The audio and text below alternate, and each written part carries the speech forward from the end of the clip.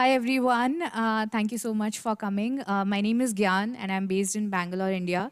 I'm a developer advocate with the Starknet Foundation and I've also co-founded one of the most popular developer communities, if I can, called the Phoenix Guild. We are heavily populated in India and also have branches across the globe. Today I have, a short agenda of what are some of the things that you need to keep in mind, or what could be a potential successful process to build a developer community, be it regional, be it global, or just for a particular domain, right? So I'm going to talk about first two things I want to highlight because they're extremely, extremely important. And if you have cracked that, then the next three things are pretty much a lot of empathy, collaboration, and just your willingness to kind of make this community better, right? So how do you start? Where do you start when you are thinking about building communities or building developer-focused communities, right? The first thing is, and the most important, as you can see, important stuff that comes in your email, right?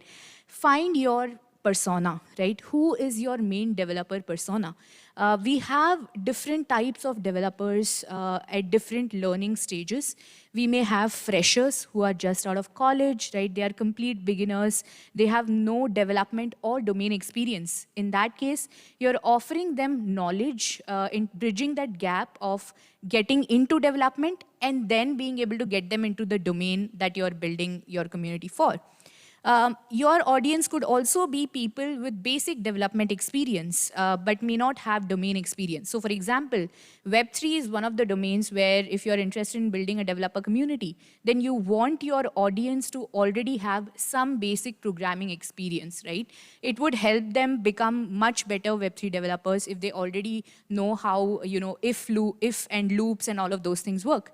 Or maybe you want to build something which is much at a higher level. So they have some domain understanding, but want to build stuff. So maybe your community is just for builders, right? People who want to build interesting projects, interesting businesses.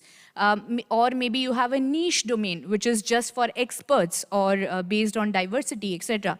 Once you identify this persona, half of your work is done. But make sure to be very, very straightforward in terms of who are the people that your community is catering to.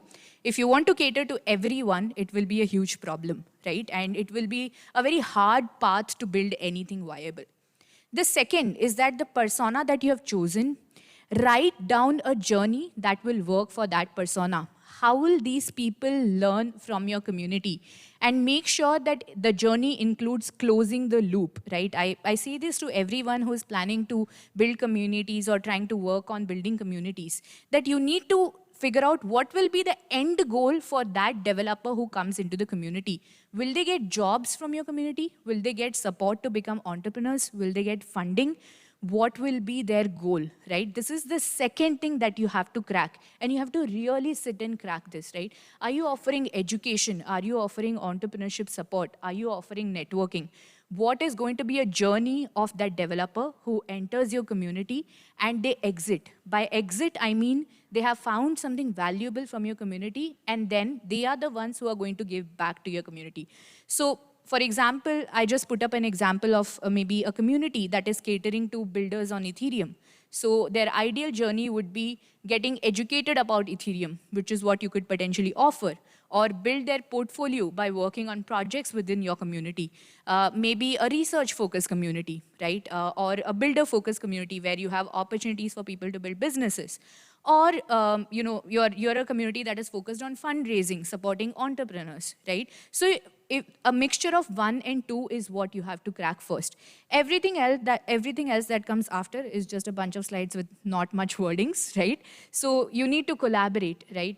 You may not be able to offer everything. So collaborate with other communities who may offer parts of that cycle for your community members. So their success will also be attributed to your community's success, right? And how will you sustain long term?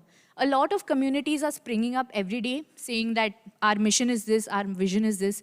But have you thought long term? How are you going to pay the people who are working in your community? How are you going to incentivize the volunteers? What is it going to be for them? Is it going to be a sort of incentive that I'm satisfied after volunteering for this community. So you need to really think about what that long-term sustainability for your community will look like. And last but not the least, community is all about people. So be empathetic and make sure that you're starting small, on a small scale, talking to builders, talking to people who are your ideal community persona, and build from there. So you can focus on quality over quantity, which should be your final aim in terms of community building.